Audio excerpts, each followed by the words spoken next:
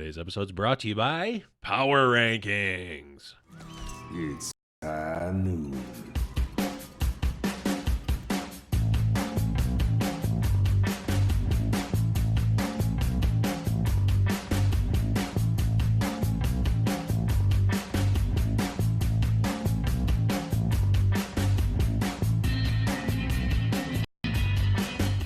Hello, everyone, and welcome to High Noon Podcast, the competitive Overwatch podcast. I'm your host, Steve Evans. Joining me, as always, is Deathblow. What's up, buddy? Not too much, my man. Glad to be back after my week off last Woo-hoo. week. Big thanks to Kyle for the fill-in. Yeah. Really appreciate it. My apologies to everyone. Man, I got out of bed. I was out of bed for a total of like 2.5 hours, I think, that day. Mhm. And 2 of those hours were spent like doing the show notes for the show anyway. So it was a rough day for me, but big thanks to Kyle and Blevins for filling in and helping me not have to talk all day and stretch my illness another extra couple days. Yeah, I think we had a good episode. Kyle's always a treat to have on. We, for some reason, got on a tangent of 90s baseball. I have no idea why, but it happened. Why does it ever happen with you? It's the same tangent every time, Blevins. No, it wasn't the same. You can't continue to say It wasn't the same tangent. I don't know how this happened, and then immediately go on a Bartolo Colon rant. No, Bartolo Colon wasn't mentioned at all. It was random, like B-list, like 90s Yankees players. It wasn't Bartolo Colon. It was like Scott Brocious and B-list 90s Chuck Yankees Knobloch and were the best 20 players in the major league. Right, that's true. Bernie Williams. I mean, come on, Jorge Posada. It was really all because of the soundboard and me being able to do like an announcer voice, which I'm not going to do now because I'm sure the people who listened last week that for some reason were like, "There's no way this is going to be 2 weeks in a row. I can come back. I'm going to spare them that, and I'll do it next episode." Just glad to hear it was business as usual with Kyle. Yeah, nothing whatsoever changed. But we did get through our preseason preview with the rounding out, not technically the bottom of the list because of Chengdu moving, yada, yada, yada. We rounded out the entire list. And now we're going to be going on to our power rankings. We're going to be talking about meta review here, and we're going to be talking about how travel is going to impact the season, because that is definitely something that is the biggest change for the season compared to the previous seasons, of course. And it's a much discussed topic through this off season. I think we found an interesting wrinkle to look at here that's maybe a little more time relevant that some of the articles written 2 months ago wouldn't have been able to know or talk about. So make sure you do stick in for that. And if you guys haven't heard much about it, we've tried to really boil it down and distill everything into the immediately relevant information. There's a couple distinct advantages here for some divisions and teams we'll be talking about. And yeah, as Blevin said, we wanted to wait until we were done going team by team through the league, talking about them, but we're done with that. So now we're ready to give you guys our power rankings. So those will be at the end of the show. Make sure you guys stay tuned. Yes, but before we get to all of that, of course, let's start with some housekeeping. Foul Play is back and ready for action. Papa A. Smith made his triumphant return. So the full crew is there. Teppo, Hebe, and Big Daddy A. Smith in the house with new Fantasy Overwatch League episode. Rankings episode was this week. It just hit podcast feeds this morning or last night, I think. So there's some top 10 rankings on Twitter if you guys are looking for those. Let those guys help you get ready for your drafts. I know me and Blevins are using them as our primary resource since we're a little more disconnected than we were this time last year. We're in that boat with you guys now. So yeah, make sure you guys tune in. It's also up on YouTube, so check that out. Yes, YouTube and the podcast feed, FOWL Play. If you were looking for some resources, if you were thinking about doing some fantasy Overwatch League this season, no better season than this season to start. And they're going to be your source, and they are super interactive. In the discord.me/highnoonpodcast. Got their channels there for fantasy mailbag. If you have specific questions week to week, if you just have questions about the league or fantasy in general, I know when we started the show, was it last year or 2 years ago? I barely. It was two. It was no. We did season one as well. I think. Yes, we definitely did. Of course, we did season one. When you're muted. When we you're still muted. Yeah, no, I know. Okay. When we started the show, I was on the show as a specifically non fantasy or fantasy non expert. I knew what fantasy, football, basketball, fantasy sports was and is. I still obviously know that, but I came in as essentially a complete noob. Um, And after and 1.5 seasons, we're proud to say he's still a complete I noob still in am, but fantasy you know what? I had a lot of fun, and let me tell you, I did. I had my runs there. I had some runs. we Uh, like to pick on you, but no, you've done just as well as any of the other experts. You were definitely in the mix. It's the last nice thing. That's my quota. Nice things I quote, said about yes, that's the episode season. one. That's the season quota right there. You You hit your didn't season three completely quota. suck when you had me and A Smith to his brains to pick Yes, every week for an hour. yes. It's possible that most of the fantasy mailbag questions were from me asking specific questions about leagues that we were in. Uh, hey, if you were in a league and someone had this player and you had this player, what would you offer them to get them to trade it to you? No, Blevins, you can't have Troy Hilbin for me. That's all I've got to say on the subject of fantasy. Is last year I was standing up on a hill by myself, waving a flag with Choi Hyo Bin's name written on it. Yeah. Now he's number one on everybody's rankings for the tank department. That's it. I got one call right. That's why I retired from the show. Yep. That's why I don't do rankings anymore. Now I'm just a fantasy Overwatch god. Yes, that has ascended to the plane of Valhalla. Yes. But so definitely check that out. FOWL Play have their own feed on iTunes and all that good stuff. Also, with their own feed, Blackwatch Report. If you listened to last week's episode, you heard Kyle Wynn on, who's from the Blackwatch Report. You heard all of his great insights on Tier 2 Overwatch. He's joined by none other than Thorn Rain every week talking about Tier 2 and all of the amazing and crazy things that are happening there. And I mean, as the league develops and as we're getting more news on Tier 2, these things they start to become more connected. And you listen to the Blackwatch Report, you get those insights that, hey, who's maybe who's a prospect that's doing really well in contenders or in a Tier 2 league that maybe gets the call up mid-season. I mean, these things are super relevant to literally this season. So definitely going to want to keep up with the Blackwatch Report. Yeah, there's a reason we tap them in the preseason to Yeah. talk about the call-ups because they're following it, they're tracking it. Yep. And listen, right now you can't even watch the Tier 2 stuff that's going on. It's like seeding tournaments or seeding matches, and they're not being streamed. Yep. So let them guys scour Twitter and Reddit for Yep. all the results and present them to you guys. It'll make your life a whole lot easier.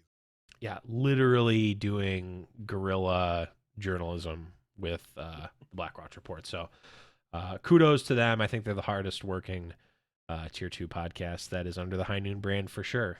Absolutely. That was I don't know. I don't know why I took the opportunity to make that joke, but in all honesty, they are really great, and you should definitely check them out. Okay, let's talk about what we did this week.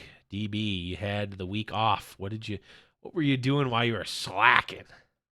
Well, the slacking was sleeping, and but the rest of the week, I mean, you guys know about the new PC. I mean, Friday night I got the RGB lights working, so check saw the out Twitter picture. if you want to see a cool looking PC. I also got the Blizzard logo in it. There's like Yep. a GPU brace. It's cool. It's not lit up yet, so it's a little budget, but it was shipped in from China, and I honestly think the power connector is just broken, so it might not ever light up, but nonetheless it still looks good even when it's not. But other than turning fan lights on, I got myself pretty well situated. I got my recording software figured out. I got my editing software figured out. I am ready to go for the start of the season, and I'm going to tell you guys right now, it is going to be a slow process. process. There's a lot to learn. I don't have prior video editing experience, very minimal, I should say. So there's going to be some rough content coming out early. What I'm going to tell you guys for Overwatch, at least right now, when you guys get VOD reviews, there's no post-production work done to them. And I really want to bring some of that into VOD reviews. But I'm going to start things off like whatever the first match of the season is. I'll literally probably do a VOD review from that, something from the first day. And I'm going to edit what I can, try to add a little bit to it, but I'm not going to sit on them forever. I'm going to throw them out there. There's going to be some rough drafts, some early versions. I'm not a Overwatch coach. I'm not a highly trained eye going over the footage. So learn with me, guys. Stop by. I'll try to stream them. I'll try to get the videos out pretty quick after the matches are done. And then I'll just learn as I go, add new things, new wrinkles, new features, whatever I can think to do to improve them as we go. But you guys helped get the PC figured out. So you're going to get the content right away, even if it's not what I'd normally want to put out. You know, I'm just going to learn as I go, and hopefully the series, my skills at VOD review, things like that will improve over time. And hopefully you guys can see that and you'll enjoy watching that process. So keep an eye out for that. Once the season starts, it'll be on the YouTube channel. Yes. I mean, I'm definitely looking forward to that. Again, I've spoken the praises. Do more VOD reviews for a long time. Of the VOD air. Review. I it's true. I really enjoyed it. So I'm definitely looking forward to that. For me, it's just been the same. It's the grind. TFT Runeterra just came out. Legends of Runeterra card game from Riot. Been playing that. Got the podcast there. Of course, a new game came out, so of course I have a podcast about it. Actually, I've had that podcast for a while now. We're going to be on episode 8 or something. So yeah, that is my eternal life, doing voiceovers and all sorts of good stuff. But let's talk about exciting things like Overwatch League starting and other crazy things happening. Let's do some news. We got well, the first thing is Overwatch League's coming back a week from Saturday, 1 p.m. Eastern. We're finally going to be back, although there's going to be an episode in between then and now, so we'll talk more in depth about that. Preview. Yes. We'll have our week 1 preview next week, but mark your calendars if you haven't already. 1 week from this Saturday, 1 p.m. Eastern. And if you've been not following the news, now is a very important thing, is that you can no longer go to twitch.tv/Overwatch League. You're going to have to go to whatever the YouTube link ends up being, which I would hope is youtube.com/Overwatch League.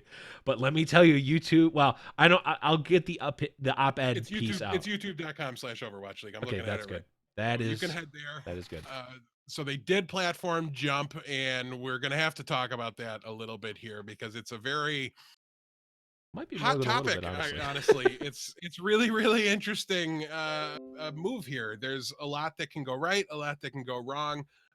Blevins, I think we're a little bit on different. I don't know. We haven't talked much about this, just kind of initial impressions. But now that you've had a couple days to kind of sit on it and process it, I know you were a little not nervous, but or like worried, but just maybe nervous or apprehensive right as the news dropped. So how are you feeling about it now after a little bit? I think it's probably a good thing overall. I've heard a lot of people's opinions on it, and it's kind of helped me shape what I thought. I mean, on the one hand, Twitch, I think, did an all right job. It was just an easy thing. And obviously, we are heavily ingrained in the system. We're on Twitch right now at twitch.tv/podcast. At the end of the day, it's what we're used to. It's what we, literally have been using for years and years now. I was streaming on Twitch in 2012 or something, like 2011, 2012, I think I started using Twitch. So it's coming up. Geez, it's coming up on 10 years of using Twitch. So for someone like me and for a lot of people in our community and a lot of people in the Overwatch community and in the endemic gaming community, Twitch has been the place for a very long time, and changing that is obviously going to come at a cost. And we've talked. I don't know if we've really talked any more than just making a passing joke about some of the streamers leaving Twitch as a platform for something like Mixer or Facebook Gaming or even YouTube Gaming. And I think this is quite a bit of fun of anybody that goes to Mixer. Yes, we certainly have. And I see this as a very, very different move for a lot of reasons. And without going into, I mean, we could probably have a whole episode on this, so I won't go too deep into it. I think that this is going to be good. I think that in our ecosystem and in our sort of bubble or our echo chamber of esports and gaming, like Twitch is the place. But if I ask my dad, hey, which of these have you heard of, Twitch or YouTube? He's going to say YouTube. He's probably not going to say Twitch, even though I've told him a million times to use his Twitch Prime on me. Rest in peace, his Twitch Prime sub for not doing it every month. Because he has Amazon Prime. But, he has no idea what Twitch is. He's never going to go to Twitch for any conceivable reason. And that is at the end. But, my dad is someone who has watched sports for years, and is a consumer of sports, and even has watched Overwatch League on TV. Like, he has texted me a couple of times and like, hey, are you watching the Overwatch League grand finals? And I'm like texting him from the seats of the finals, like, yeah, I'm there right now. So like, it's someone who could theoretically, like, understands traditional sports, understands competition, sees what's happening, knows that I'm involved in some ways in gaming, and is not ever going to go to Twitch for any reason, isn't going to go to MLG.TV for any reason. We'll watch it if it's on traditional TV. And I think YouTube is just so many times greater in terms of size and breadth, and everyone knows what YouTube is, unless you're like a million years old and don't know how. Like, YouTube is just unanimous, or not unanimous. It's synonymous. Like, everybody knows what YouTube is. So I think, even though for some people, and this might include ourselves here and a lot of people that are listening to this podcast, this might not be the best change for us specifically. I think overall, in general, it's going to help the league grow. And this isn't even talking about the other parts of the deal. I mean, they're doing Call of Duty League on there. They're doing Hearthstone League on there, or Hearthstone Grandmasters or whatever it is on there. They got some infrastructure rights deal thing that I didn't look super far into, but I know that there's something behind there with hosting servers and whatnot. All that stuff aside, I think just in general, the platform switch from Twitch to YouTube is going to be a big thing in the long run for Overwatch League, for esports, and hopefully, I mean, honestly, for YouTube gaming as well, because like I said, we've been using Twitch for so long, but at the end of the day, we're not partners. We have no vested interest in Twitch.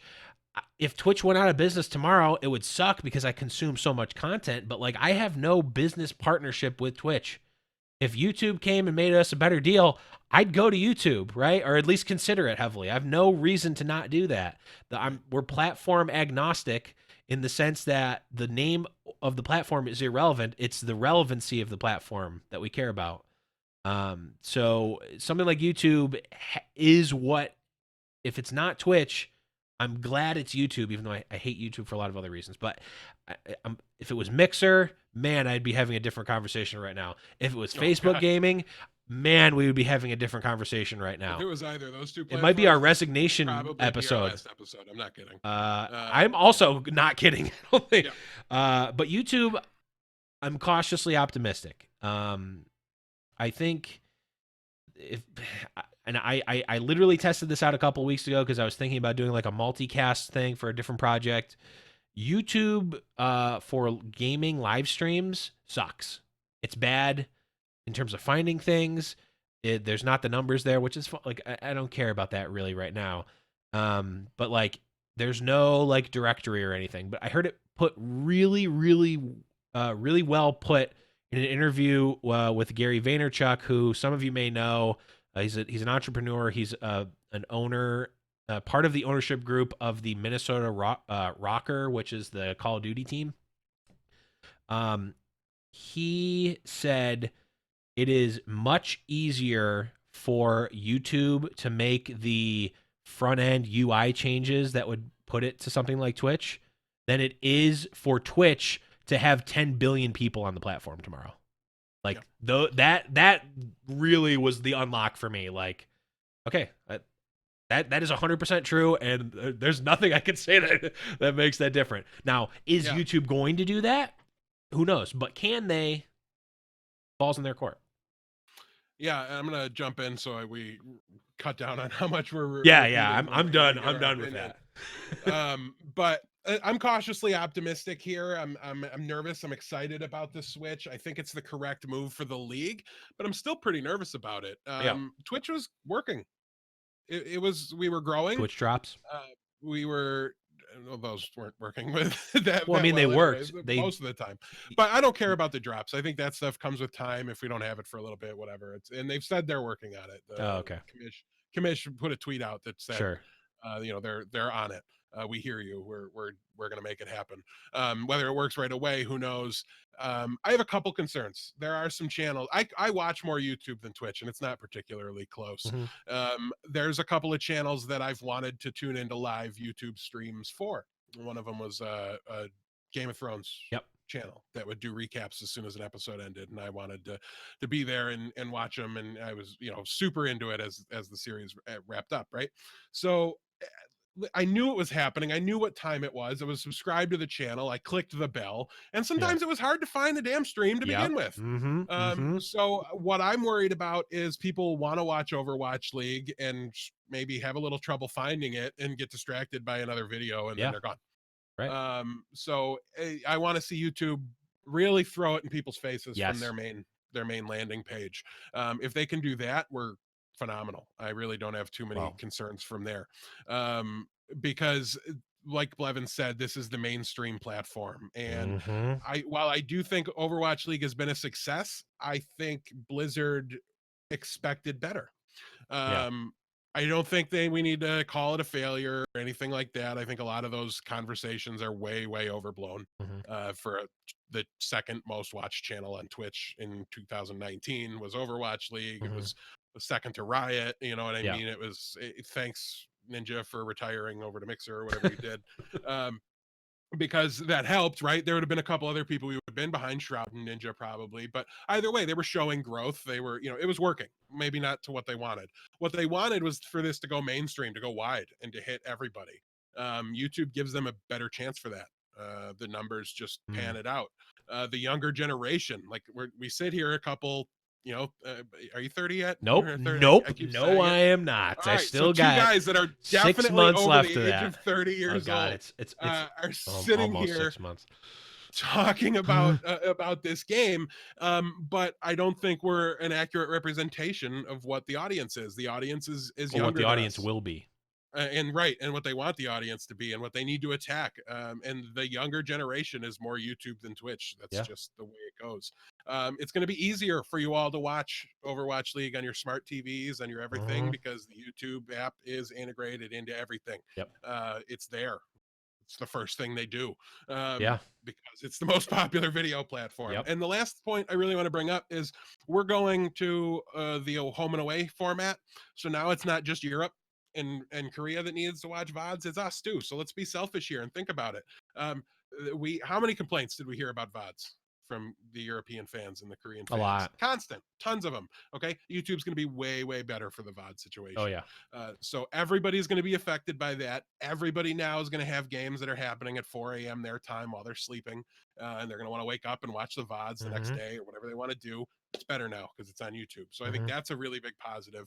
I think that it's a gamble. It's a risk, right? It could flop from here. This could be a detrimental, terrible move in the Right. end. But I think if it's going to live up to what Blizzard wanted, if it's going to hit mainstream, blow up, and shut up every single doubter and hater and Yeah. questioner, it's probably got to happen here at this point, right? Yeah. Because it didn't happen on Twitch, so now we need it to happen here. Also, don't we want networks to be bidding over this league? Like, isn't that in and of itself a Yeah. positive sign? So I think that's a way to think about it. Um, TV networks fight over who does Monday Night Football, who does Oh Sunday yeah. Night Football, who Yep. does what games, at what times. And that's something that I think we want here. That brings money into the league, and that's a positive. So, and if all of that didn't convince you that this is probably a good decision, um, Monte Cristo's Twitter account should do it. He spoke positively about this Right. decision and about this change. And it was literally 2 days after a tweet storm where sorry, Monty, he sounded like a jilted ex-girlfriend from high school when he was leaving, like when he was on his way out the door. And listen, the fans are a lot, Overwatch League fans especially. Mhm. I can't imagine the inundation he got. So I'm not trying to like heap blame at him or say anything, or but it was just the guy. I mean, he was not pulling any punches. He was, Right.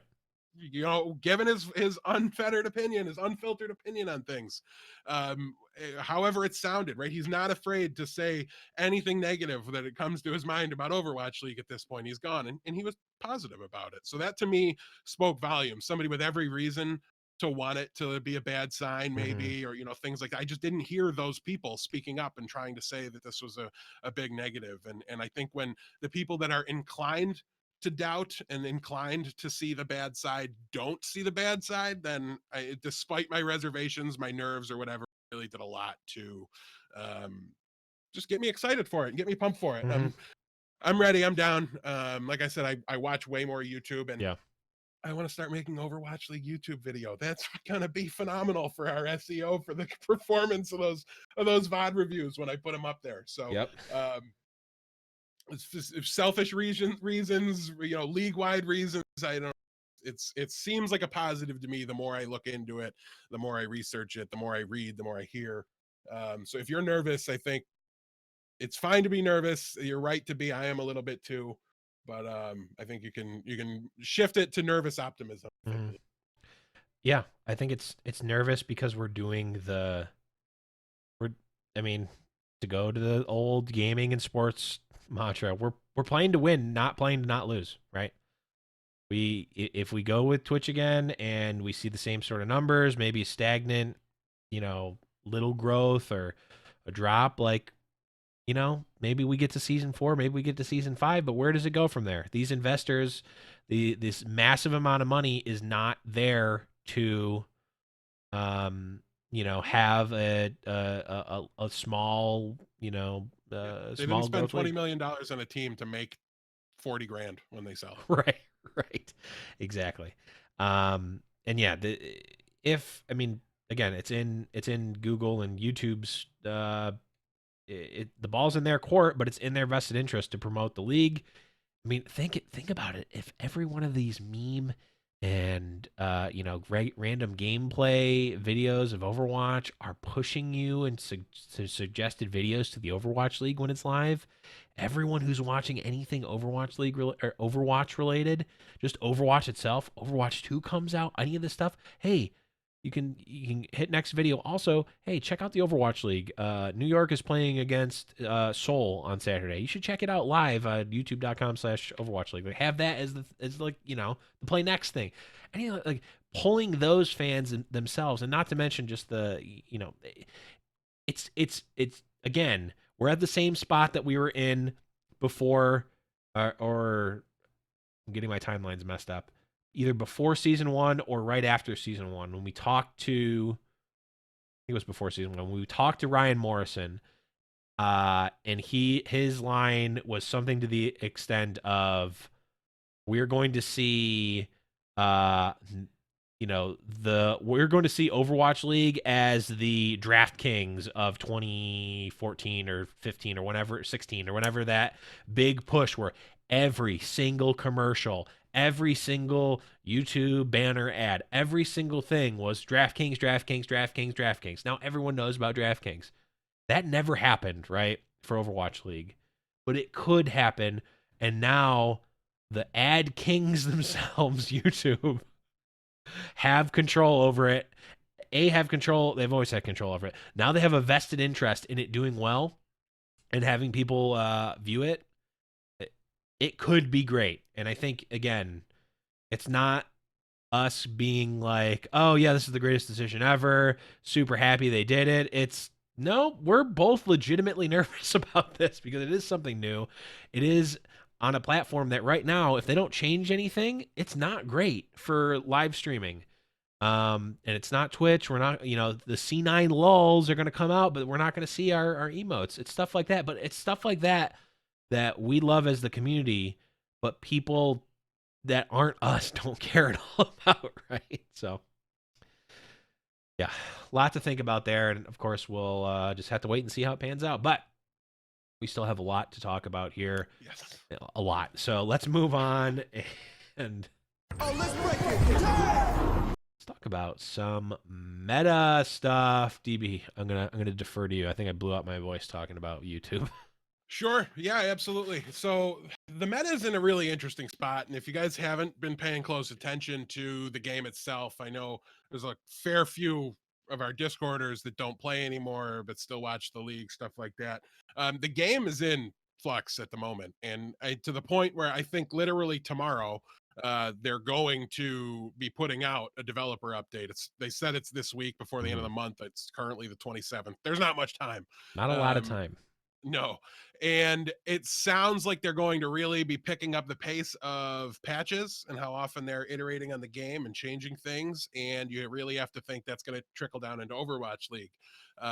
We've talked a lot in past seasons about how frustrating it is when they play on a different patch than what the live servers are. You want your gameplay to mirror what you're watching on the stage. It feels better, right? If you feel more connected to the league, that's all great. So I think it's safe to say there's going to be maybe a faster pace than once a stage, maybe like we had before, where things were changing. So that was pretty fast. So it might not be very different. But anyways, that said, we just got a new meta. We were going to be talking all about what it was going to look like. And then a PTR patch hit last week that was like 2 months early for what the normal pacing was for patches. So things are going to be a little nutty. We're fairly certain, like 99.9% sure Overwatch League is going to be starting on the current live patch. They did say it was going to start on that patch number, but like the new PTR patch is the same patch number with just an extra dot at the end of it. I don't know, a little ambiguous, but I can't imagine something that just hit PTR on Friday is going to be rolling out into Overwatch League that fast, right? The teams have been scrimming for a couple months now on the other patch, so it just doesn't line up, doesn't make any sense to me. So looking at what we currently have now, the live patch, we're expecting Double Barrier to be relevant, if not very popular. And by that, I don't necessarily mean Orisa Sigma anymore, though you'll see plenty of it.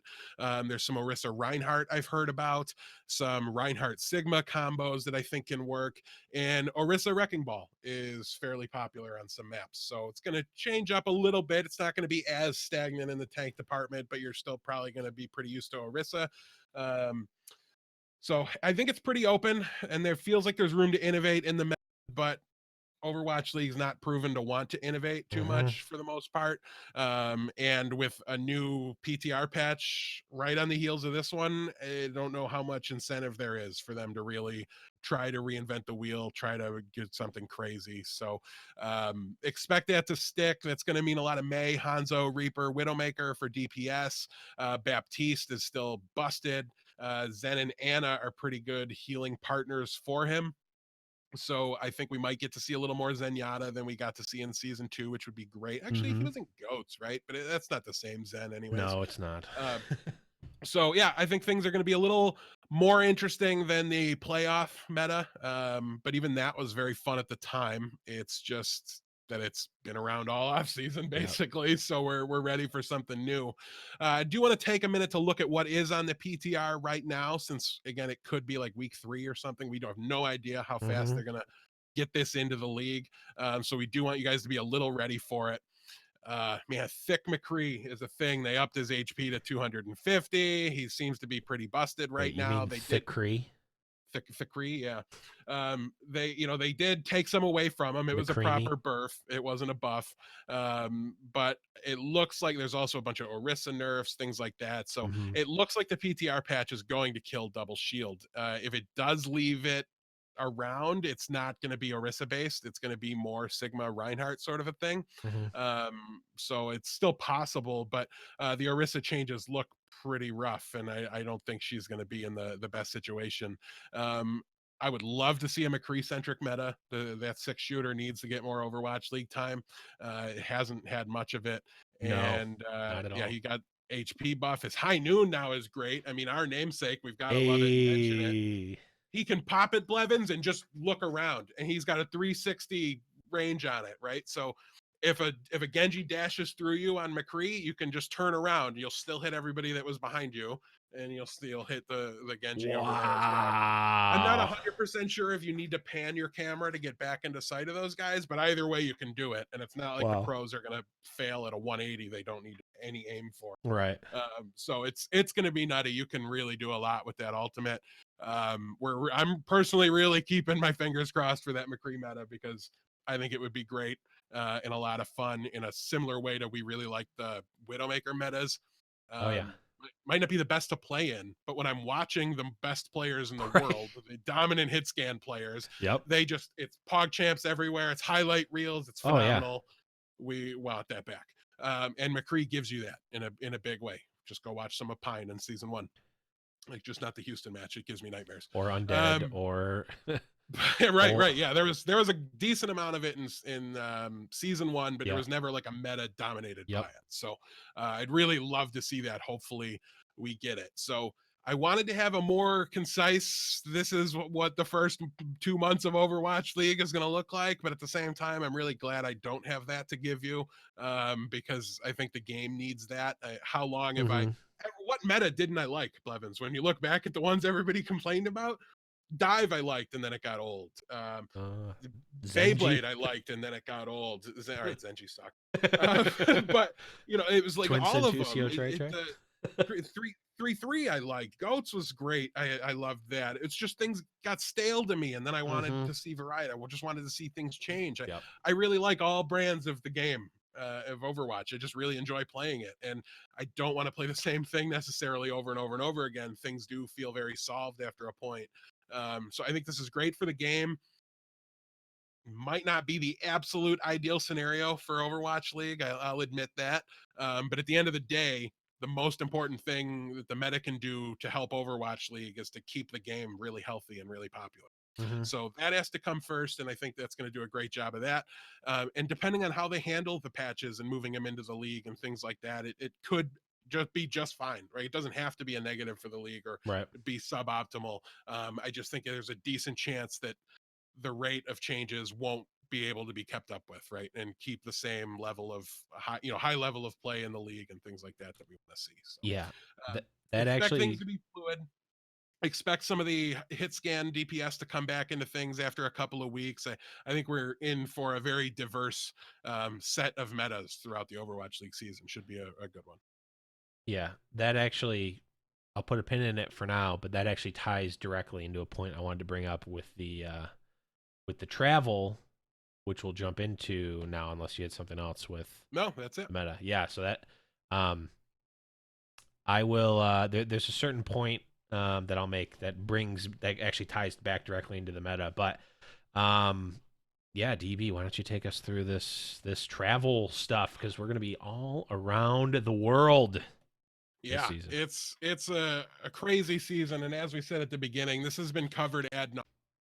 A lot of articles. We do link the show notes in the show description. Yep. There's links to the 3 articles that I primarily leaned on, and I don't know, I read these 3 articles and then wrote the notes. Yes. I don't know where all the information came from, but it didn't come from outside those 3 articles. So you can get those links there. But I do want to real quick do a shout out, Eric. I'm sorry, Doer. I'm butchering your name, I'm sure. Thank you for your statistical analysis and your work you've done to support those articles. Also to Yiska and Brad Long for writing those articles. Really, really appreciate it. Also, Yiska, I did learn your actual name, so I won't think you're two people when I write I'm my like, notes. I'm pretty sure. Yeah, no, that's just Yiska's actual name. TMP saved me that embarrassment there. So shout outs to TMP too, I suppose. But yeah, we read these articles, super informative. We hope we were able to boil them down a little bit. But I want to start the conversation here. We've got the really unfortunate, unavoidable, like there's just it sucks, there's nobody to blame, there's nobody to be happy about. You should know by now, unless you live under the same rock I do, about the coronavirus that is Yes. like a worldwide dilemma right now. It's a major concern, and it's centered in China at the moment. And we don't mean to make light of it in any way, shape, or form. It's a very serious situation. um, However, we don't, again, I want to reiterate, I'm sorry if this seems crass, but the fact that this is going on is going to impact Overwatch League this season. There's just no two ways around it. Oh, Every I don't live think you know event, what crass means if you think that that's crass. well, Crass would be I mean, making an off-color joke about it right now. well, all right, maybe crass was the wrong word. I'm sorry if it seems indelicate or indecent to bring this conversation this way. Those disruptions, those changes, what's going to happen is going to have an impact in win-loss records of the Overwatch League teams. Sure. Is it the most important concern? No. Okay, but we're an Overwatch League podcast, and we're gonna dive into it, and we're gonna talk about it a little bit, because I feel like it's our job. Okay, so hopefully we've prefaced it enough. This is a very serious concern, and we're going to talk about it in the least serious possible way. But over the first, everything is being canceled basically in China right now. Every major sporting event, every concert, everything. We are 3 weeks away, Blevins, from a date in Shanghai that I cannot imagine is going to happen.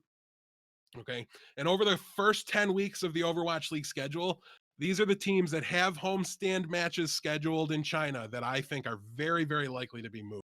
Shanghai has 5 of them. Wow. Chengdu has 4. Seoul has 4. Hangzhou, 3. Guangzhou, 3. Los Angeles Valiant, 3. Gladiators, 2. Dallas Fuel, 2. Vancouver Titans, 2. And the San Francisco Shock, 1. So these, I believe, are very unlikely to actually occur. Some of them at the tail end of the time week. Listen, I'm far from a doctor, far from a scientist. I have no idea when this issue is going to get cleared up and things are going to get back to normal. But it seems safe to say it's not going to be pretty immediately, right? So I stopped at 10 weeks because I don't want to get into it too much about how they're going to handle things if it goes on longer than that. But those are the teams that are the most, or that are impacted by these, right? If they start to get canceled. And it's really a double-edged sword for all of these teams. There's going to be more downtime early in the year. They're going to get surprise weekends off. Hey, listen, not only do you not have to play this weekend, you also don't have to fly to and from China in order to play your games. So that's going to maybe give them some extra time to prepare, to get ready. There's likely to be a alteration to their schedule. Okay. That also means there's likely to be an accelerated pace late in the year. Okay. We don't know how they're going to get rescheduled. We don't know even if they're going to be rescheduled. I have a couple of theories and thoughts. One of them is, okay, this weekend becomes this weekend. If you can make it, great. If not, we'll refund your tickets and sell them again or whatever, just move the whole weekend, right? It could work. It might not. They're going to have to check with the venues. They're going to have to wait for the all clear from the government and things like that to get back in and run the events. Or they can say, all right, Shanghai was supposed to play Chengdu in Shanghai in week 2. That can't happen now. So what do we want to do? Well, they're both in Philly playing one game in week 14. Let's have them play there. Right. So we're going to see one game added to that homestand, right? Just a random one just to make up for it. Those are the two most logical things to me, is just whole weeks being moved or single matches being shoehorned into other homestands just to get them in. It's something baseball does with double headers. Cancellations aren't new in sports. There's weather concerns. There's things like this that are admittedly way less frequent.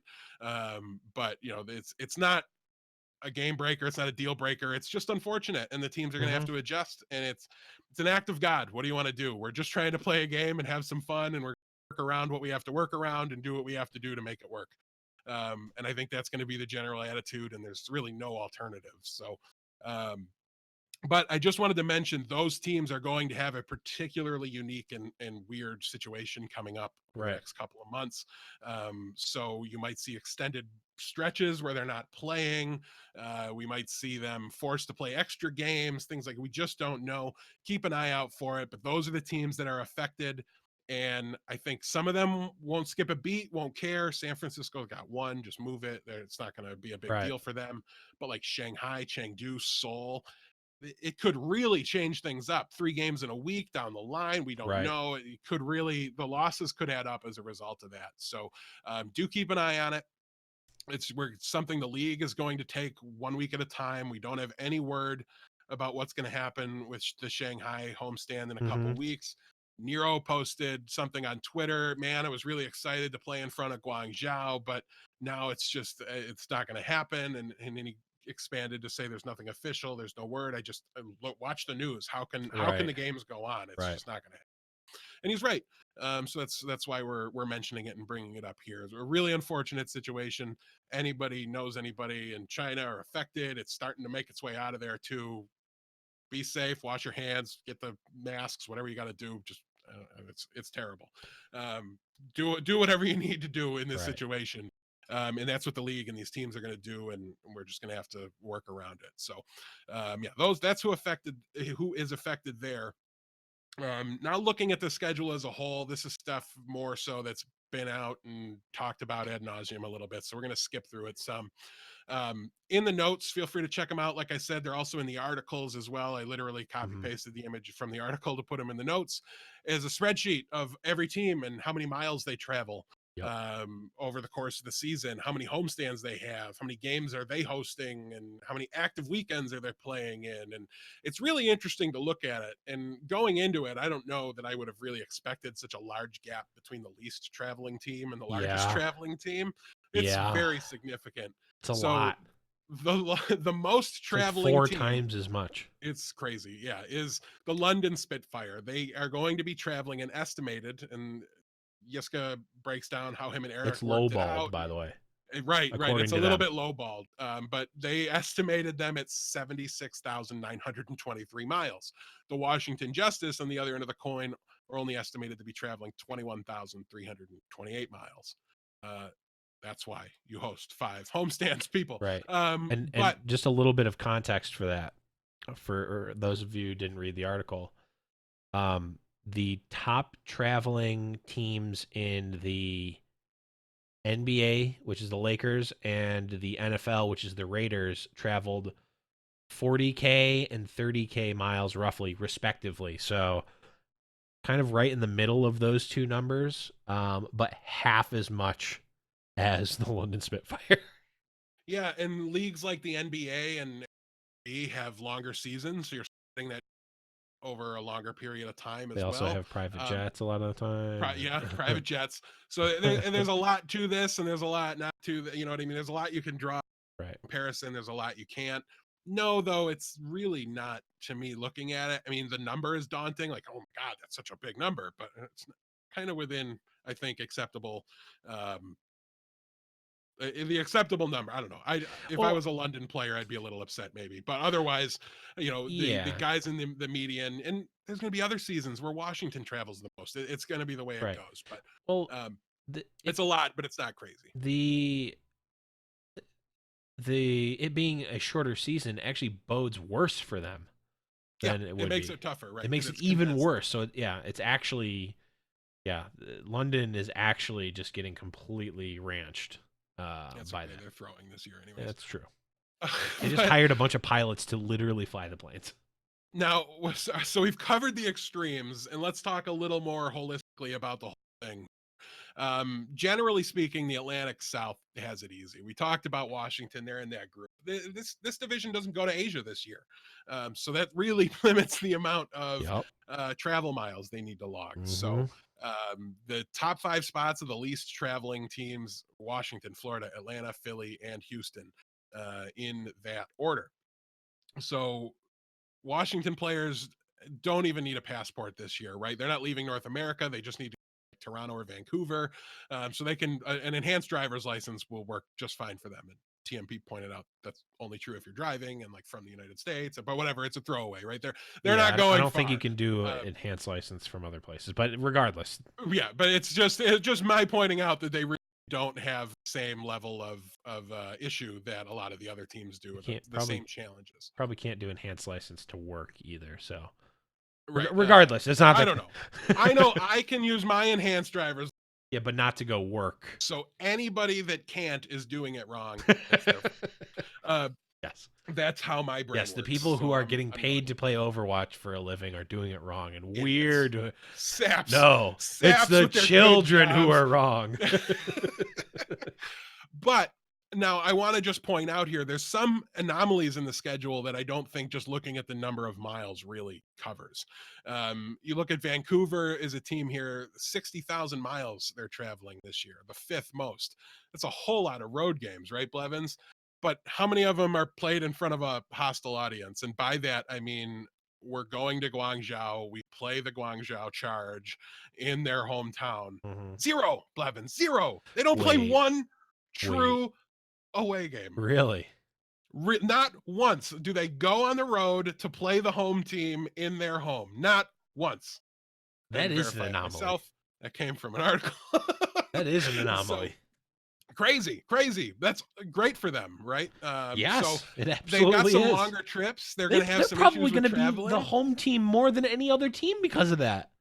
Because people are going to like them a lot because they love that team. And just run away, and the spillover. So wow, that's crazy. Great for them, but it's just one of those things that where the traveling isn't the whole story here, right? Now let's look at the teams that are on the opposite end of that. Who plays on enemy territory the most? London.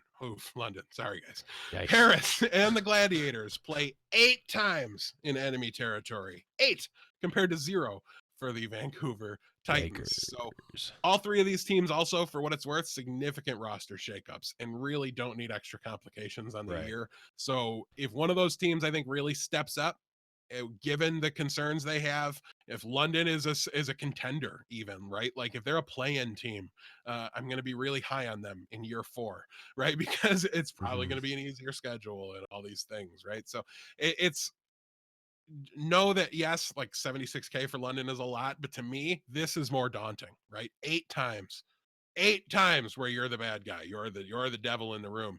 That's more than anybody else, or at least tied for the other 2 that are right there with them. So yeah, things stacking up here against London as we look at them. Homestand specifically, we mentioned that's why you host 5 of them. Dallas, Washington, and Guangzhou are each slated for 5. Put a big asterisk on Guangzhou. We have no idea how that's going to go. Last year's homestands, though, the home team only lost twice the entire season. Both losses were by the LA Valiant at their homestand. One of their opponents was the San Francisco Shock, who are, what, is that an hour and a half away from LA, something like that, pretty close. And then the Gladiators, who literally share a city with them. And San Francisco is the best team in the league. So to me, the home advantage didn't exist in the Gladiators game and didn't have a snowball's chance in hell of being enough in the San Francisco game. So to me, those are kind of outliers there. Every single other one, whether it was Atlanta 0-5 in a stage, winning their 2 homestand games in that stage, and they just constantly, it was a very, very big, obvious boon for the home team. Yes. I think Dallas felt that when they hosted one, and that's why they're hosting 5 now. Fan support matters a lot, and it may not mean that teams can tear jump like the Valiant aren't just going to beat the San Francisco Shock because they're at home. They could theoretically, though. It's how it will happen, right? With like a really bad team beats a really good team, that's how it's going to happen. But if it's even remotely close, it just takes like a couple plays before the momentum of the crowd swings things in the home team's favor, and they're just going to roll. And there's no timeouts in Overwatch League in the maps, right? I mean, you can rip your keyboard out, I suppose. There's no ethical time. There's no timeouts built into the rulings. That's a Boston timeout. I don't think. Yeah. But like in basketball, if you're getting dunked on multiple times, the crowd's going crazy. As a coach, call timeout. The crowd's still going to be amped up. You sort of level it out. In football, you can ice the kicker. It's a little bit of a different thing, but like you can use that to your advantage. In Overwatch League, when the map starts, the guys are out there with the sharks, and you can't blow the whistle and get them on the boat for a second and talk about the strategy and calm them down or anything like that. I mean, I wonder what is the rule. Well, I guess you wouldn't want to do that anyway. I'm I just really don't know. I know timeouts for coaches was a big topic as the league was forming and right. things like that. But yeah, I've never seen one just taken. So yeah, It they doesn't can't have seem one, like otherwise there's they'd use them. strategical timeouts built into it. So No, it's very hard to not disrupt the pace of the game. So yeah, I don't know if right. we want them or what. But we I definitely mean, I want don't them. want them because I hate commercials, right? So as a viewer, I don't want them. But just thinking from their Sure. perspective, Yeah. it's going to be But crazy. compounds the home team advantage, right? Yes. Definitely. Things are going against the away team. It's going to be rough, and there's not much they can do to put a pin in it. So, Right. just highlighting how much it matters. Those three teams all host 5. Yep. They're playing twice at each of their home stands, presumably. Otherwise, why are they hosting them? So that's 10 games. That's very close to half their schedule is played Right. at home, which is I don't big. know if the teams. I thought I remembered reading something in the article about how New York has a homestand, but they're not playing in it. But they have I to don't know. be Well, there for it was somewhere in the then article. take it with a big grain of salt when I say they have 2 at each. Right. Yeah, I don't it I don't doesn't know have to that be that's true. necessarily true.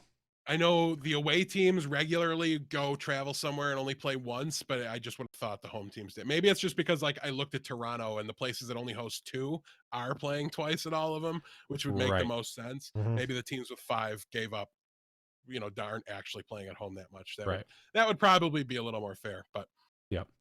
yeah. Anyways, I do have go ahead. something if we want to. It's less team specific, but I think more macro about the league itself that I Sure. don't think was really talked about much, if at all, in the article. So one of the metrics in Yiska's article, again that we have linked in the show notes, one of the metrics that they listed that I thought was particularly interesting.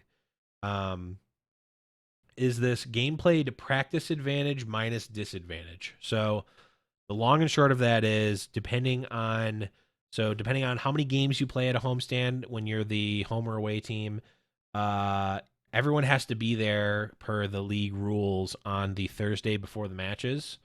So depending on when your game is, you're going to have a certain amount of practice time at the venue.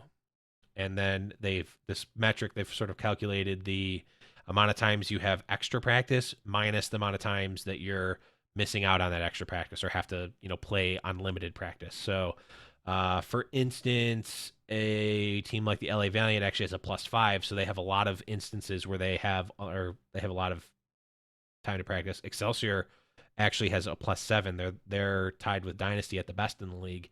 And then a team like Fuel has a -7, so they're actually and Dragons are at a -6, so they're actually strapped for that for that practice for that week.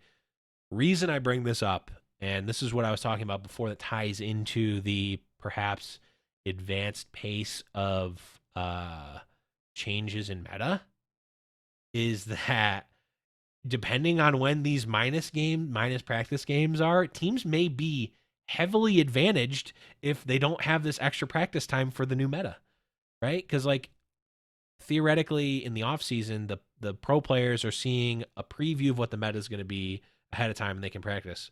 But when we're on this sort of schedule, like physical hours of time are valuable for them in getting the practice. So when you're on those minus times, if a new patch happens to come out, these minus practice teams are going to be at a heavy disadvantage potentially to a team that is the home team and gets 2 extra days of practice before their opponents coming in and flying in and all this other stuff like that. It compounds it a ton. So that's part, like, on the one hand, yes, more changes, making the meta better, making the meta less stale, all good things at a macro level for Overwatch League and for Overwatch's viewability and all that good stuff.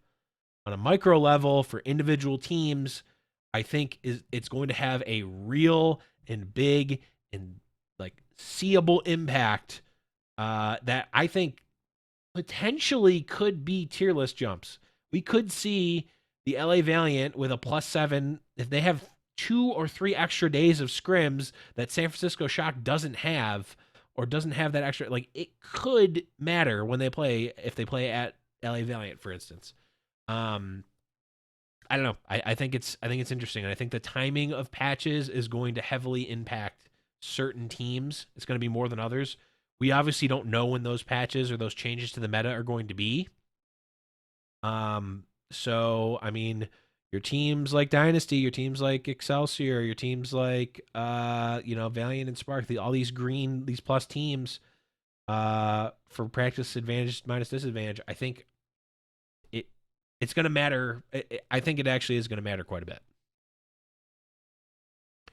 It's not going to matter enough for Deathblood to unmute his mic, but I do personally think there's just so much that does matter baked into these schedules. It's kind of crazy, and it's great to mention it. And there's going to be teams that confound those. Like it might, if you look at certain samples or test cases, you might think, oh, it's not making a difference because the teams are making the most of their travel time to schedule, right? Like they're to practice, or maybe they're doing VOD reviews on tablets on the plane, right? And they're like on ad hoc networks that can connect on the airplane, and like so they can get into voice comms with each other from their seats, even if they're not next to each other, and all this stuff.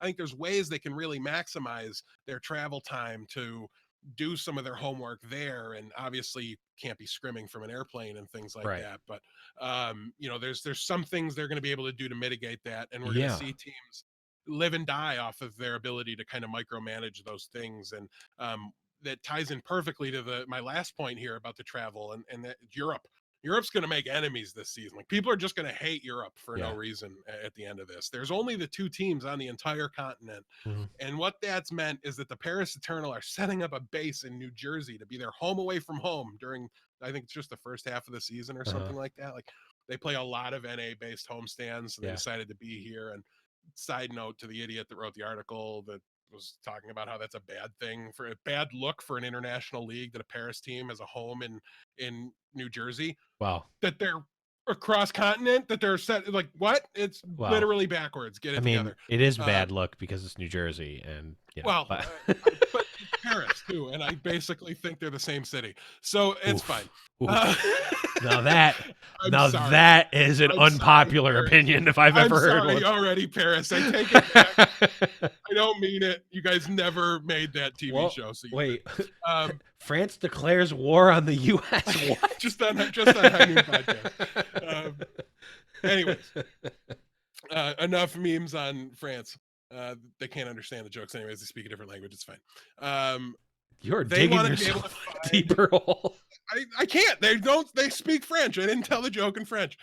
They wanted to find scrim partners. That was part of the reason. So they needed a reasonable ping. Also, it cuts down on travel time, gives them more of that practice. It makes sense in every single way. It's just a phenomenal idea. It's a great call by Paris, right? Good on them. This is the kind of thing that's going to help teams manage the challenges better than others. So great on them to do that. I also think it immediately probably messes up the numbers in the chart, but that's why they're just a basis, right? Paris is, if they're doing that, probably not going to be traveling 70,000 miles this season, if I had to guess. So keep that in mind when you look at those numbers. They might not be accurate. That's just, I mean, we don't know what their plans are, so they had to assume they were going from their home city to their travel city, then back again. And for what it's worth, the article does talk about the assumptions it makes, and it's all in there. So nothing against Yiska or the article that was written. It's just that these are estimates that has been declared clearly and concisely at the front of the article, and then moves from there. Yes. They did a great job trying to weed out as much of this as they could. So it's fun. That's why we're using the information. Phenomenal. They did a great job with it. Yep. But there was no 0% chance they were going to get it right fully. You can't just get those numbers correct. So you do have to take them with a bit of a grain of salt, but they do give you a great basis to look at. But in that vein of like Paris is spending time here, we need to look at the teams that have to go there, right? And Right. that's going to be a really big pain. So North American teams are almost hit harder with the whole Europe thing because they can't just put a home base in Europe for their one homestand. It just doesn't make sense. Right. And specifically, NYXL is hit the hardest here. They have to travel to 4 different European homestands, and not one time do they play 2 matches. So they're Wow. traveling to Europe to play once and then come home 4 different times. Not getting to double up to me is a really big deal. If that was 3 trips for 4 games, it would be way better. It's only 4 trips, so in the grand scheme of the season, when you're logging that many, but that's, I mean, jet lag's a very real thing. Just Oh getting yeah. your sleep schedule consistency is a big factor in performance for things like Yep. esport and professional athletes. So it's just all baked into this, right? It's just all one big complicated equation. Yep. Not even an equation, because equations you can solve and you know Right. the answer to Equations them, have a right? definitive answer. Yeah, this is an equation with like 4 variables, so you just don't stand a chance. I mean, you're just trying to simplify it down to make sense, Yep. and you're not going to be able to do it, but they're going to make sense of it for us when they just hit the road and start playing the games. There's just no other way around it. That's the fun, guys. This is literally why we wanted the league environment for these Hmm. challenges to make. I mean, how much parity did we have last year? And that was with everybody sleeping regularly. We're getting more parity this time, and Right. it's going to be great. I'm super pumped, man. Still can't believe we're 2 weeks away. I even had like a meltdown freak out when I thought they were starting on Super Bowl Sunday, like that weekend. That And I'm would have like, been why are dumb. they doing this to me? That would have been No, really dumb. they're waiting a week. I know I was like ready to go on a tirade on this episode, and then I'm like, no. Look at date. The calendars work because they put numbers on the dates. And those have meaning, and you're Yes, just an that idiot. first number is the month number. Right. It's like they can't do it in the same month as the but yeah, so and that's going to wrap up the travel considerations portion of things. Yes. We're way over on time. I'll say it for Blevin since he's the one with the timer. Um, Well, we're not yet, but we certainly are going to be. okay. Yeah, because we still got our power rankings to give you. We'll be pretty quick with them. I did mine basically by I gave you guys those projected records, and Yeah. I just wrote them all down at the end of it. Yep. Okay, and then I ordered them in that Yep. order, and then I made some adjustments. Right, like if I thought somebody's travel schedule was gonna be particularly tough for them or something Mhm. like that, I dropped them down 1 or 2 spots, or the teams that don't travel much maybe bumped up a win or 2, and I just kind of let it adjust from there. So that's how I came by them. They're not going to be a big surprise for you. Blevins, I've always hated when we try to give both of them at the same time. Well, Here's my number 1. I So can. do we want to Uh, just read one of them off and then read the other yeah, one? well, we can do that, and I'll give you a little bit of insight as to how I made mine. I didn't look at all. I didn't look at a single record of what I put in the previews at all. Not even one. You know what I did? I went right here. And for those in the in podcast world, I'm pointing at my heart right now. I picked it like I always do. Take that brain, throw it right down the drain. Picked him with my heart. That's it. It has not led me astray yet. We're going for the ship. I'd say Easy. that just means if you were a betting man, you mine instead of Blevins's, but history, I don't think would bear that out. Yeah. Your heart hasn't been too far off. Hasn't been too far off. So it's in times better for sure. I know pick'ems wise, at least your stupid nonsense is paid off. But anyway, I am a master of pick'em somehow. do you want to lead us off here? Sure. We'll save the good content for the very end. From the top, actually, we'll go from the bottom. Number 20, I've got the LA Valiant. Number 19, the London Spitfire. Our first, what apparently is a hot take. Number 18, Florida Mayhem. That's probably a hotter take than the fact that London is 19. It's the fact that Florida's above them in my rankings.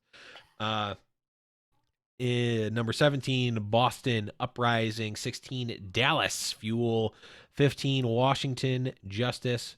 14, Paris Eternal. 13, London Gladiators. 12, Chengdu. 11, Toronto Defiant. Let's go. Top 12, baby. Houston in at number 10. It pained me so much to put Houston above Toronto, but I had to have a shred of integrity when writing these. Back to back in mine too. I think it's interesting. I had to have a shred of integrity. Number 9, Guangzhou. Number 8, Hangzhou. Number 7, Philly. There's my hot take. Number 6, Shanghai. Number 5, Atlanta.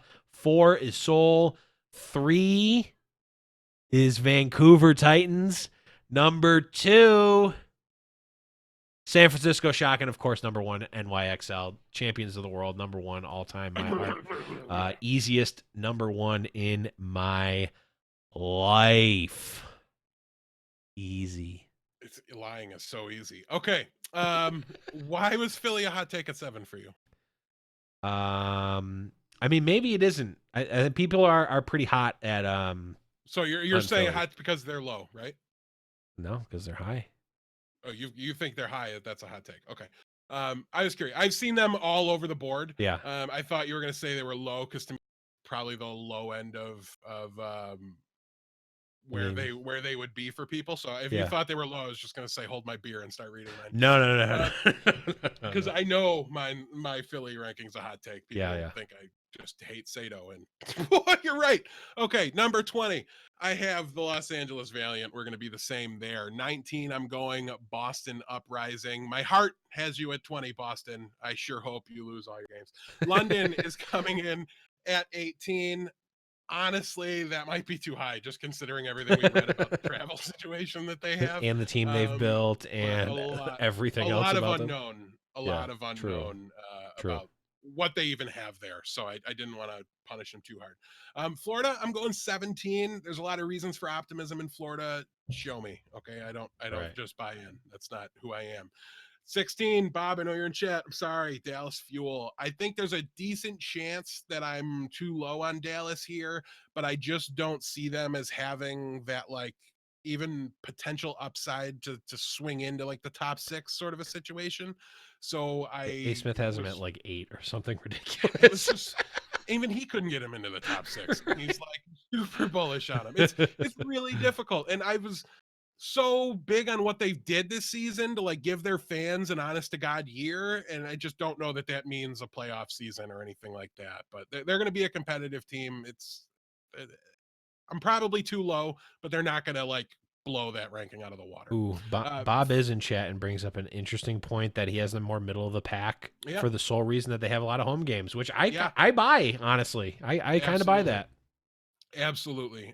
We talked about that. It's going to mean tangible wins for those teams, and they were smart enough to secure 5 of them. So 60, maybe 14 is a little more accurate, but I don't know. I don't want to put them above the other two, the other teams above here. Yeah. Here we go. Washington is coming in at 15 for me. Hanzo just got nerfed really hard, so I don't even know if Corey's good anymore. We'll have to wait and see. It was a small amount of time where he was just dominant, and it was on that hero specifically. I don't know. A lot of the things I was hyped about them, I feel like I got talked out of in the offseason. So we'll see. Washington has a wide range of outcomes, but they do. I'm a little more negative. I mean, they did one of the best moves of the offseason, and they cut Janice, so that's a huge upgrade. I mean, if only Philly had done something similar. Going on, though, we've got Chengdu at 14. This is going to be a team, I think, probably just like last year. I don't know. It's really hard for me to like the roster configuration when I just think they're hard stuck in Wrecking Ball. And they're a really difficult team to pin down. That's the way they want to be. They're really difficult for opponents to pin down too. So they don't have to be down here. Hell, they were 12 last time. Maybe they can sneak back in. Again, not another one of these teams I just don't see as top 6 potential. Right. But a couple big signings there for Chengdu, so it could certainly work out. Paris Eternal are reinvented and coming in at 13 in my rankings here. I think that's higher than most people probably have them. Not crazy higher. Like when I plugged in the records specifically, they went into like the 10 seed or something like that, and then I took 1 win away from them and they dropped down 4 spots. So keep that in mind. This whole middle pack is very, very close. In records, a lot of them are even tied. And when they were tied, I just used my gut. Houston won all ties. Gladiators come in at number 12 in my ranks here. Another team, the dynamic of that team shifted drastically, right? They went from being like DPS centric dramatically power shift over there. I don't know, screwed it up. Anyways, now they're like a tank team, whereas before they were a DPS team. And I don't know how the coaching staff's going to really handle that. Might be exactly what they need. But right now, overall, I think the roster is a little worse than it was before. And they always find a way to just not live up to what I thought they could be previously. With the coaching staff the same, it's hard to view what they did as an upgrade.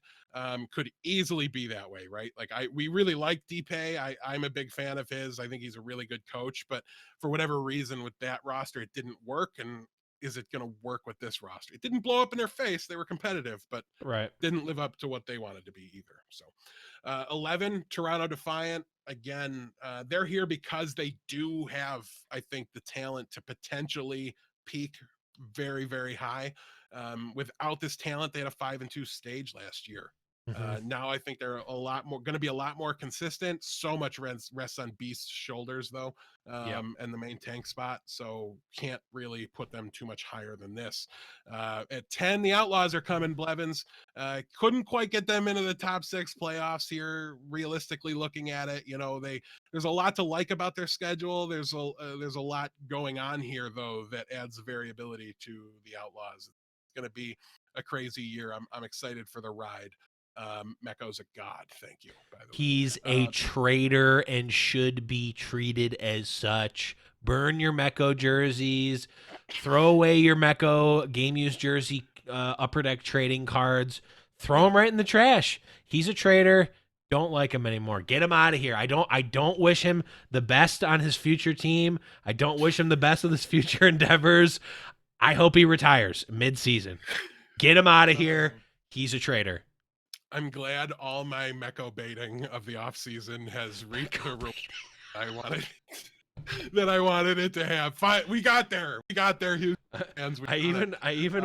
I was even talking with someone who was actually in a who was doing something with the Houston Outlaws, and I mentioned someone who got a job recently with the Houston Outlaws, and I said, good luck with your job and tell that traitor Mecco to suck it, or something like that. Like literally, like on LinkedIn said that.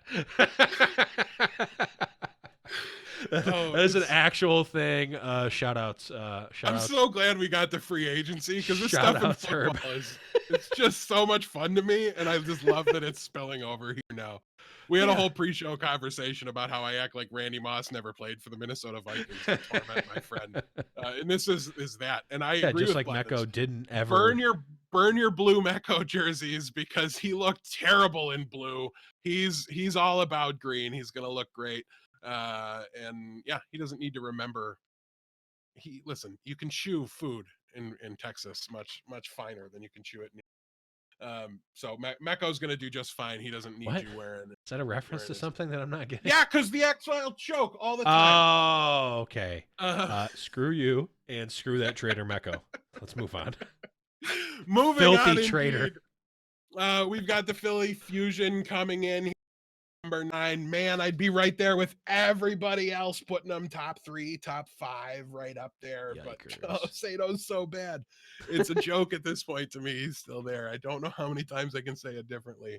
Yeah. I'm sorry, Philly fans. I know you're sick of hearing it, but I also feel like we've exhausted we've exhausted every insensitivity to boosting and jokes around it. So I'll just leave it at unimpressed. Right.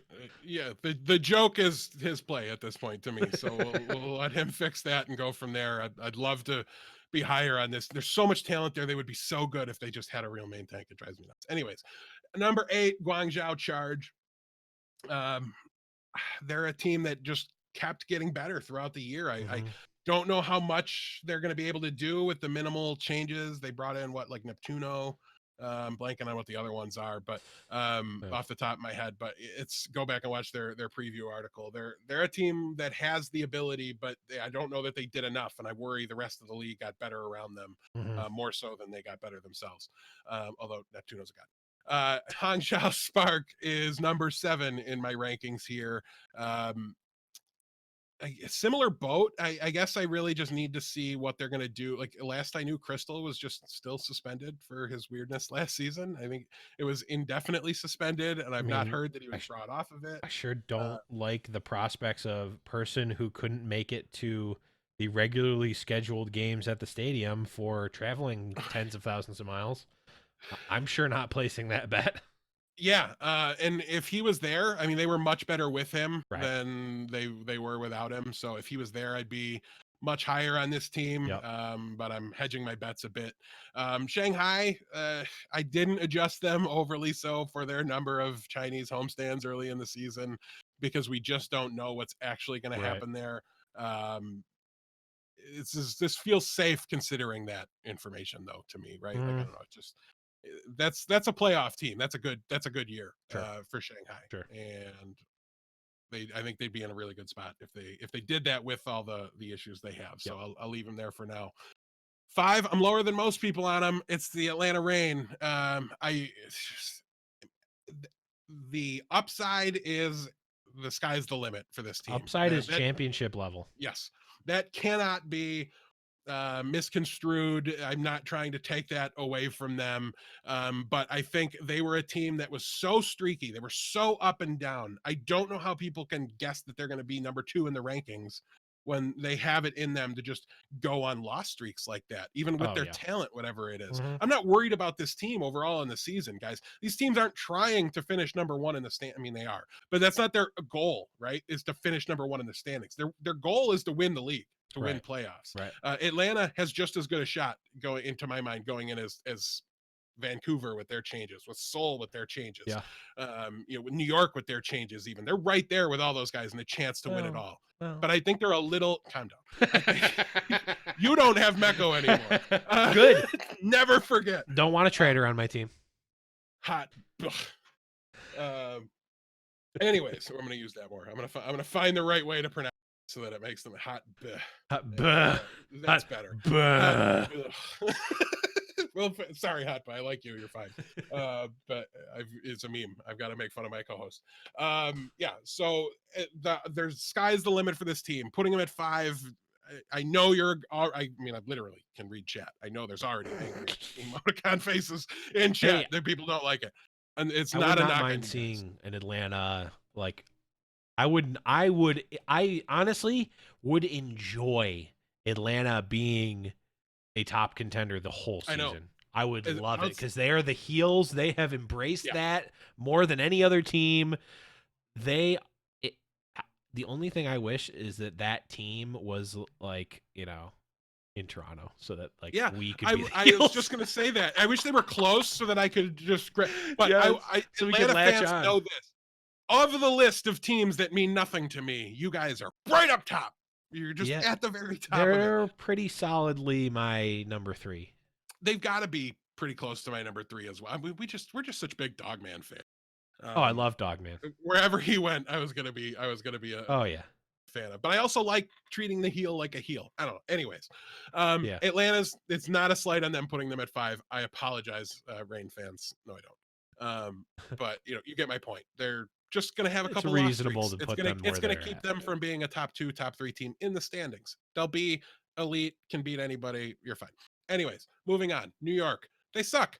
Hot is garbage. Biancu, I don't even know who that guy is. Anyways, New York's going to be just fine. They've got some pieces to fit in. The new coach makes me a little nervous. He was with them, so it's not as crazy of a shakeup as like Houston's head coaching situation is. So I'm not dropping them precipitously, anything crazy like that. There's still a ton of talent here, and they just need to find their groove with the new coach. Maybe get a more aggressive style. If I start seeing them play a very aggressive style, they're going to move up my power rankings very, very fast. Honestly, just to touch on that a little bit, the new coach makes me excited. Yeah, because good or bad change, I think change is going to help them. A mindset change is going to help. And honestly, and don't tell them I said this, if they get knocked down a peg or two at the beginning of the season, come into a homestand and turn it around. Because guess what? Even when they've lost, they've still been on top of the world. They have not been at a time where they have been nothing. They've always been on top. Right? They've been top 2. Literally, their entire lives they have grown up with a silver spoon, a silver mouse in their hands. Yeah. And even when they've lost, it's been like, it's okay. We're still at the top. This loss doesn't really matter. We lost the playoffs. Who cares about playoffs? Honestly, a 6 seed into the end of season playoffs might be the best case scenario for the New York Excelsior, because you know what I the don't want to 6 place seed it that can't close. do What's is that? choke. If you're at the bottom of the seeds, True. right? If you're the Well, lowest seed yeah. possible, I mean, you could like be up 3-0 and then fall, but whatever. You get my point. Why would you say that? You Why would you even say that? Why because would it's you? New York, and you know, Mecco's gonna be on the championship team, and that's not New York, and we're fine. Filthy traitor. Sure. But yeah, so yeah, New York's in a really unique situation. Yep. They're still going to be one of the top end teams in Yes. this league, though. Still They're have not going Jonak. anywhere from that. Still have Um, SBB. Still. and the only reason they're 4 is because I really wanted to make a stand and say how much I really believe in what the Soul Dynasty has Yeah. done with their roster, Scary. how good they look, the way they were able to just pick apart the season 1 champions, grab all but one of their best, most valuable assets, absorb them into their team, and they should just be much stronger Yep. Coming out of the back end of this than they were. And they were really good last year, like despite the fact that they wanted to lose and their strategy said we have no interest in being league champions.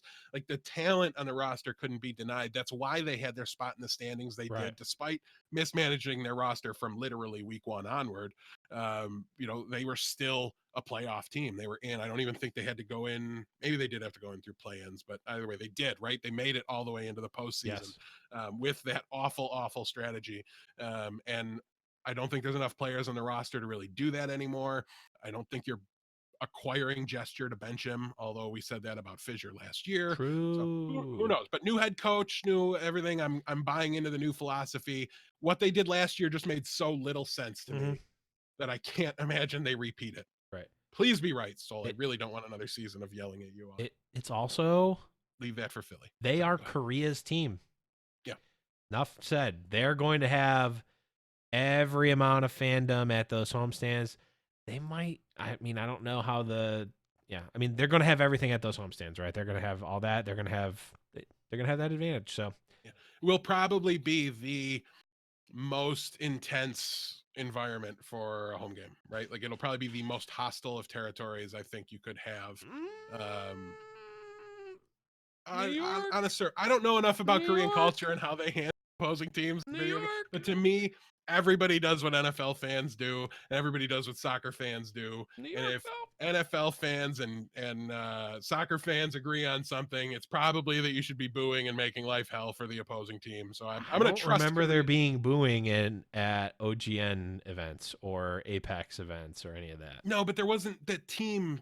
I don't know how there it was fandom there. I know there was plenty of runaway fandom. There was a lot of there was competing fandoms there. I have faith, Korea. Be jerks to the opposing team when they get there. I believe. All I'm saying is 5 deadly venoms. That's all I have to say. I mean, New York's going to be. I have no issue with New York. I just think Korea should be. Let's put it that way. Korea should be the most hostile environment in an esports. I don't think it's going to me. I would expect that of them. Don't let me down. Number 2, I'm going to go with Vancouver. I'm not buying into the terror that people have because Fisher's name was here. What he did in the Gladiators was inexcusable. Benching yourself for the playoffs, not okay. All right, under no circumstance is that okay. If he does that here, I can still be very right about them finishing number 2 in the overall standings because he won't do it until after the final standings are solved. So I'm covered there. And I don't blame him for what he did in Seoul last year, right? I think he made a decision that was best for him and best for the team. And I think everybody agreed on it. And I think he stepped away. They were determined to bench him 50% of the time. He didn't want to play in that environment. They clearly didn't value him as somebody that had to be there. And I think it was a very mutual thing. It didn't seem odd to me. It didn't seem like anything to me. It didn't seem like throwing a tantrum. It was like a mutual thing. It was a business decision.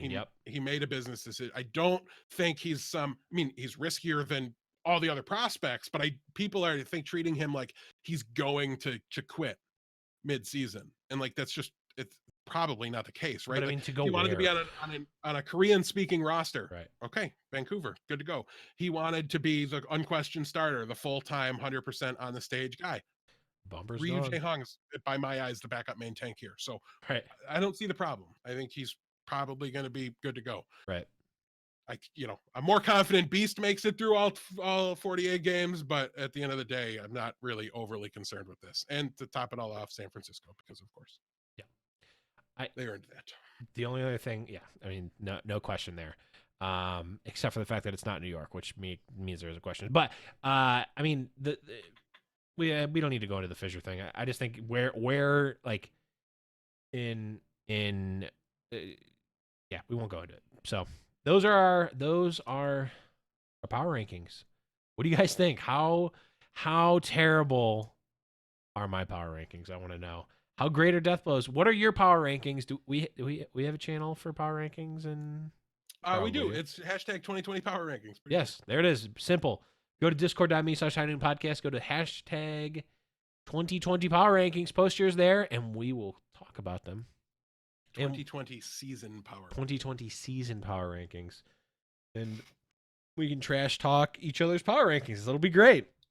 Also, anybody who was with us and a fan last year, do a power rankings contest every year for the league. It's going to be a little different this year. So just a heads up for you guys. You are going to be submitting them just like normal, but there isn't 4 stages for us to break up. So we're going to break at the All-Star break, and you're going to be scored based on your power rankings for the first half of the season. If the Chinese teams have played 4 less games than the NA teams because of cancellations, if all the matches play out as scheduled and they're uneven, okay, like the league broke the season there. Right. We're point that is the dividing line. Right. However much you want to weigh that into your power rankings is up to you. You're trying to be as right as possible at the halfway point and at the end point of the season. Now only 2 breaks, so keep that in mind when you're making your submissions. Blevins, we didn't talk about it. Usual prizes: jersey to first, hat to second. Sure. All right. Sounds probably the same me. for the Pick'em League. The Pick'em League will be up on highnoon.gg. Be in the Discord, guys. That's the long and short of this. There's going to be announcements for both of them when they go live. So we will make you guys aware of them there as well. But yeah, we're going to be doing Pick'em again. We're going to be doing Power Rankings contest again. We're going to let Foul Play handle whatever listener leagues they want to do under fantasy, under the High Noon brand. That's their gig, so we're going to leave that to them. But yeah, we're looking forward to crushing you guys in the power rankings. Yeah, and I know Gwynman got me. He's in chat talking smack right now. I think TMP beat me, but I was 3rd, and I was the stage 3 champion. So no slouch over here in the power rankings contest. So what you're saying is you're like the Shanghai of power rankings team. What was the new Shanghai dynasty? Oh, the Hong Guang, no, it was a Shanghai, Shanghai, Chengzhou, Hongdu, Hongdu. I mixed Hongdu. 2 of them. Yeah, we'll figure it you're out. You're the Hongdu Hongdu Sparkacity. There you go. That's what you... Well, that wasn't it, but I'll try to remember it. And I was bring trying it to back mash as many teams as possible together. Hongdu Spark Celsior. That's probably offensive. But that's going to be it for the show. Again, let us know what you guys thought. Join the Discord, discord.me/High Noon Podcast. And you can find us all over the place, High Noon Podcast. Anywhere that you can find podcasts. Throw us a review, throw us, feedback, all that good stuff. We want it all. Anything before we go, Death? That's it, guys. Next week, we'll be doing our week 1 preview, and we'll throw our bold predictions for the year. Bold predictions. And we'll have them all next week. Guys, get prepped, because there's only one more week we have to wait before our first episode of the season. But that is going to be it. Go Niners.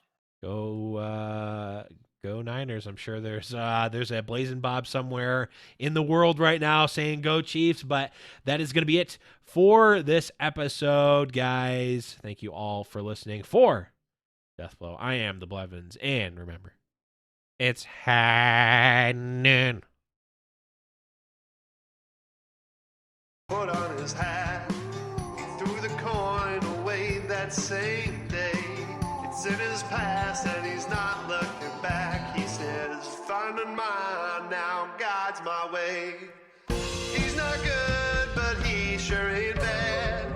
He'll make amends for the sins that he has. He says, I'll change the world one bullet at a time till I find mine.